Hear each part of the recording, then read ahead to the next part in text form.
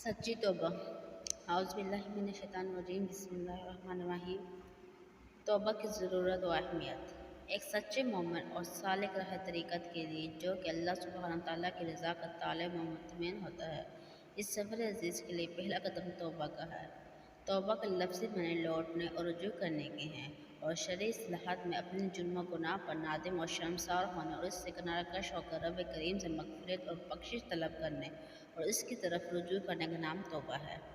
इस दीनवी ज़िंदगी में अपनी गहर फ़हमी, जहालत या हर्स व हवा में मुब्तला होकर कदसन या गुनाह का इर्तिकाब कर लेता है, लेकिन जब इसका ज़मीर इसे झंझोड़ता है तो इसे अपने गिर पर अफ़सोस होता है, अपने आप को मलामत करता है और जहालत और गफलत का हिजाब इसकी आँखों से हट जाता है, तो वो मुज़तरब और परेशान होकर अपनी खता का इकरार करते हुए और अपने फ़ेले असिया पर नादम होते हुए सच्चे दिल से मग़फ़िरत का तलबगार होता है, तो रब करीम के दरबार अफ़ू के ज़रिए खुले पाता है।